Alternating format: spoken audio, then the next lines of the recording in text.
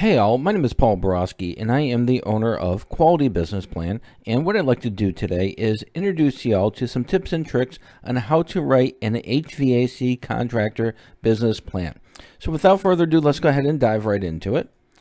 And before we do that, though, let's talk about me for a minute, and then we'll talk about you for the rest of the time. First and foremost, I am a professional writer, specifically a business plan writer. So if y'all want to avoid all the trials and tribulations and fun and excitement of writing your own HVAC contractor business plan, pick up the phone, give me a call, send me a text. Love to be able to help. If you do want to go ahead and embark on that journey of writing your own HVAC contractor business plan, feel free, enjoy. But at least have some kind of a guide, and an excellent guide would be some kind of a template or a book. From that, check me out on Amazon. I have written many books on business plan writing, so pick one up, check it out, and I think you can find some pretty good tips and tricks on how to write a business plan and a real good guide to get to where you need to go. And finally, a little bit of educational experience about me. I am an adjunct professor and a subject matter expert in both business and finance. So I do know my stuff for both segments. And with that, if you need some financial projections and you've already written your business plan, again, love to help. All right, enough about me. Let's go ahead and talk about your HVAC contractor business plan. Tip number 1, when you are writing your company description for your HVAC company business plan, make sure to tell a story as to why you got into the HVAC industry. Is it a passion for you that you love to work on HVAC units? Is it something that you fell into? So make sure or was it some kind of an experience? Did you have some kind of a poor service? Somebody came out to your house and they provided, some pretty, sucky service, and they, you said, what, I can do better than this, and you decided to start getting into the HVAC business. Or have you worked for other organizations, and in those other organizations were you present when you saw fraud or when you saw some theft? I do know in the HVAC industry, sometimes a technician will go out to a house. Once they break out of open a unit, they're going to start swapping out the internal aspects of the unit with some used parts, which in my most humble opinion is not only theft but also fraud. If you've seen that and you want to make sure that doesn't happen to another homeowner, well, again, excuse me, that is an excellent story to share with your customers, your potential lenders, or even your investors. So make sure you set the foundation as to why you want to go ahead and start your own HVAC corporation. And next is going to be, what problem are you solving? Yes, everybody wants to be cooled, and thus the need for the HVAC units. However, each entity is going to have a different need. For example, if your target market is is corporations or commercial entities, then what you're solving is you're going to be dedicated and you're going to be strategically aligned with the needs of a commercial company. Whereas if you're going to be servicing homeowners, well, their problems are going to be similar. Yes, they're going to need to be, they're looking to be heated or cooled, but you need to make sure that your organization is in line with residential needs as compared to commercial needs. And finally, your competitive advantage. What are you going to do better than everybody else? As an HVAC contractor, identify who your target market is going to be, or what you can do is drill down on some of your experiences as to why you started into the business. An example of this would be poor customer service. If you've experienced poor customer service from other HVAC technicians, well, competitive advantage for your organization is that you offer above and beyond customer service or above and beyond communications. So now you're tying in two different aspects of your business plan. You're telling the story, you're setting the foundation, and then your competitive advantage is aligned with your service, or it's aligned with your experiences. So now you're showing an intertwined business plan, and it just adds more depth, and it shows that you're more well prepared when you're going to start your business. Step number 2 is industry research. A lot of HVAC contractors, when they write their business plans, specifically their industry research and competitor analysis section, they love to go right for the jugular, and they love to just tear into the competition, and they'll show, based on a Google research, this organization has a 2.5-star rating, and the customers are just saying they're horrible, and their customer service is poor, communication is lacking. When you start tying into your competitors like that, you have not set the stage of being a industry expert. So before you go ahead and do your competition section, make sure to show the reader, the lender, the investor, that you are a industry expert. In order to do that, you have to do industry research on a national scale. So when I write my HVAC contractor business plans, I'll first start and I'll take a look at IBIS World. I'll take a look at Statistica, and I'll read up on the facts and the statistics in the HVAC industry. I'll take my notes, I'll summarize the information, and then from there, I'm going to go ahead and write up, half a page or a page of information on industry statistics. For example, office and commercial HVAC revenue growth in the last several years has been annually growing by 4 to 6%. This shows that this business segment is in need of some HVAC contractors to help with the business growth. Also, variable speed heat pumps may reduce monthly costs by 40%. By including this statistic, this shows that you understand some of the new technological advancements in the industry, and you're going to be able to take that information and provide it to the homeowners so they can make some well-informed decisions when buying HVAC units. Once you set that stage, once you show that you are an industry expert and you've done your research, you understand your industry, you understand the trends, you understand the technologies, then you are in a position to go ahead and analyze your competitors. But when you're analyzing your competitors, don't just say how bad they are. Show what they are doing. For example, if they're selling heat pumps that are not variable speed, what you can do is you can show that these competitors are not carrying up-to-date technological advanced units based on industry research. So you've done your research, and you're now comparing your competitors with the industry research that you provided, and now you're showing that there is a need in the marketplace for your organization based on that strategy. All right.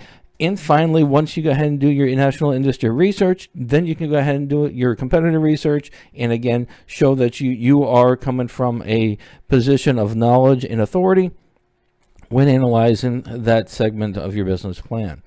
Tip number 3 is advertising. HVAC organizations, they do a significant amount of advertising, whether it be on social media or in newspapers, magazines. A lot of money's being spent on advertising to get the name out, to get the brand recognition. From that, the advertising strategies are usually similar. The HVAC corporations or contractors, they're going to be doing your social media, the website, word of mouth, and other segments or other ways to do the advertising. In working with several HVAC contractors, what I found is effective when doing advertising is on the website, make sure to specifically state your geographic location that you're going to service. For example, I've had some HVAC companies, and they've said that some of their competitors are advertising that they do a tri-county area, but when customers are calling them in the outer regions of those tri-counties, the company's telling them no. So they feel misled, they feel it's false advertising. So make sure to be specific in your geographic area, but when you are covering a geographic location, make sure you're going to service that actual location. Don't mislead. So be specific, and just tell them where you're going to service. Also, one of the ways that I have found that a lot of business owners are missing out on advertising is targeted mailers. For example, right now, the U.S. Postal Service, based on my research and experience, they will allow you to mail mailers to specific counties. So you can pick homeowners in whatever counties that you're going to be servicing, or you can go ahead and identify local offices or businesses, and you can target those individuals through mailers. Mailers are relatively cheap. It gets the point across, and especially if you use some postcards, the smaller postcards, you can build brand recognition after several mailers. So that's a great opportunity for a lot of HVAC contractors to exploit that is really not being utilized as much as it could be. Tip number 4, funding request. A lot of organizations, especially HVAC contractors, when they're looking for funding, they're going to be a little bit wishy-washy on how much they want. They might give a range. For example, in starting this HVAC contractor business, we are going to need between $75,000 to $100,000, and then they'll explain itemized list of exactly what they need, and to the penny of how much each item is going to cost. That kind of structure, it shows wishy-washiness, and then when you get to the body of it and you've got it right down to the penny, you're really locking yourself in to a specific dollar amount. So from what my experience is when you follow that structure, you're being too vague up front and you're being too detailed in the body. I recommend a different strategy. When I write my funding request for HVAC contractors, I will start with a specific dollar amount. For example, in starting this HVAC company, we are going to need $100,000. Then I'm going to break it up into categories. The categories that we are going to be investing in is going to be your build out, your working capital, your equipment, your inventory, your uniforms. And we're going to break it out into different categories. In each one of those categories, I am then going to assign an allotted dollar amount. For example, build out for a new location, $25,000. Working capital, $10,000. Equipment, the truck and van, and hand tools, $50,000. When you start showing the money, you tell them specifically how much money you need up top, and then break it into categories. You now have got wiggle room within the categories to spend your money. And let's be honest, if you write your business plan today, by the time you're ready to actually pull the trigger and start spending the money, it might be 30, 60, or 90 days, and the prices have already changed for your equipment. So you don't want to be specific in your body. You want to show the categories, and once you're done showing the categories, add up the categories and show that dollar amount, which needs to be the exact dollar amount in the top line. So, for example, you do all your categories, you build out your working capital, your equipment, and your inventory. Total all those up, it should equal $100,000. That is the same dollar amount that you put on the top line, how much money you need to start your organization. All right. And tip number 5, financial projections. HVAC contractors, y'all do make a little bit of money and you do make a little bit of profits. However, in order to find the specific price points and how many services you need to provide on a daily or weekly basis, it's a real good idea to have some kind of a basic financial model. In this example right here, for this tip is I'm going to pretty much show you how to go ahead and construct a basic HVAC contractor business model. When I work with my HVAC contractors, we usually have 3 or 4 different categories where are their main revenue generators. It might be installation, it might be repair, and then it could be other. So if we have installations, an average price might be $5,000, average repair might be $200, and then other might be $75. Next is going to be identify your variable costs. So if we have an average price of an installation of $5,000, the average variable cost may be $3,500. The next step is to subtract your variable cost from your price, which is going to give you your gross profit, in this example, $2,000. You are then going to identify how many installations you're going to go on a daily basis. If you're going to do 1 installation a day, then this number would be 1.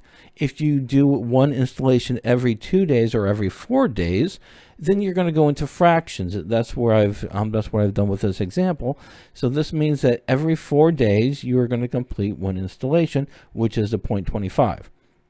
You are then going to multiply the number of items or the number of services provided by the gross profits. In this example, it's going to give us 500. So that tells us that on average, we're going to make $500 a day gross profits from installations. And you're going to follow that same practice for repairs and others. Once you're done with that, you're going to add up each one of these segments into the total gross profit section.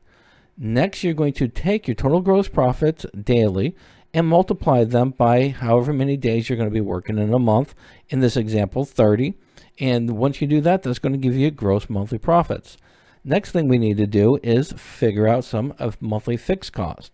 In this example right here, we may have a loan of $750, inventory monthly $3,500, labor $9,500, space rental $4,500, utilities $1,200, marketing $3,000, accounting, legal, and insurance $1,200, and the wonderful catch-all $750 for miscellaneous. You always want to have some kind of a miscellaneous section because you are going to have costs coming up on a monthly basis, and the costs may vary. So in order to accommodate a variable in a fixed cost section, a miscellaneous is an excellent practice. Next thing you're going to do is you're going to total up all of your fixed costs, and you're going to put it right down here. In this example, $24,550. The next and final step is going to be figure out our monthly profits. So in this example right here, we've got some for the monthly profits. We're going to go ahead and grab our monthly gross profits, which is right here. We're going to pull that down here. And then for the monthly cost, we're going to grab this number here, and we're going to pull it down here. And then finally, we are going to take our gross monthly profits, subtract our costs, and that's going to give us our net profits. In this example, $9,300.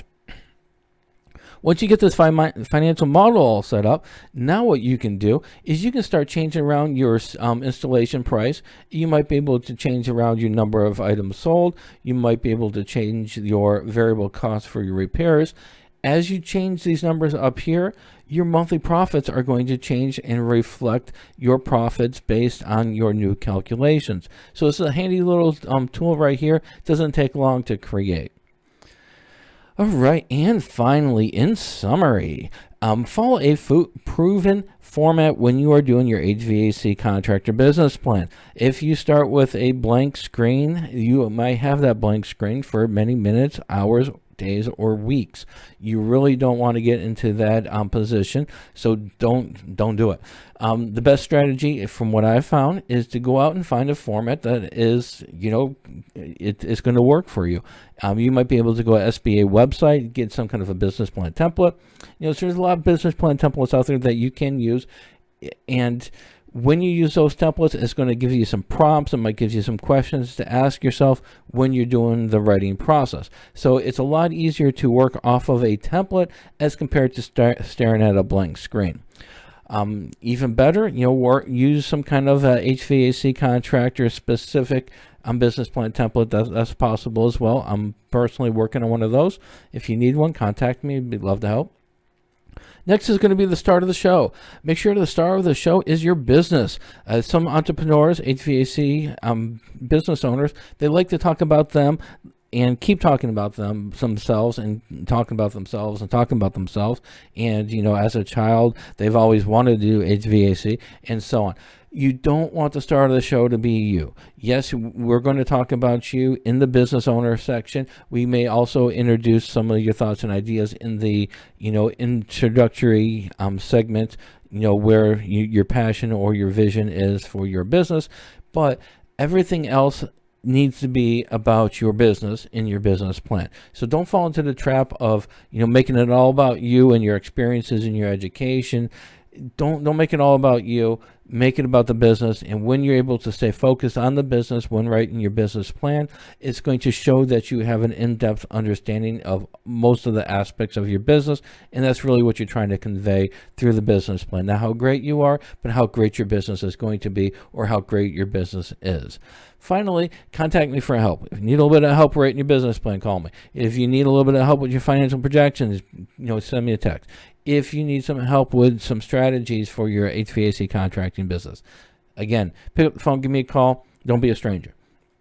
And finally, if y'all want some more information on how to write an HVAC company business plan, what I've done is I've broken up, I've given you in this website right here, if you go to qualitybusinessplan.com/how do you write an HVAC company business plan. And right here's the title, How to Write an HVAC Company Business Plan. If you go here, I have given some more tips and tricks on how to write each segment of the business plan, the executive summary, the company information, industry research, job description, and so on. So I give you some more tips and tricks on how to continue to write your business plan. And finally, if you need a business plan template that is geared towards HVAC contractors, I am currently working on one of those. My site for that is qualitybusinessplan.com/business plan templates. If you do want a template in this industry and it's not on the site right now, just send me a message. Let me know that you're looking for it. I'll move the HVAC contractor template up to the top, and I can usually have that ready within 24 to 48 hours. Hopefully this video was helpful. If you liked it, give me a thumbs up on YouTube, and have a fantastic day.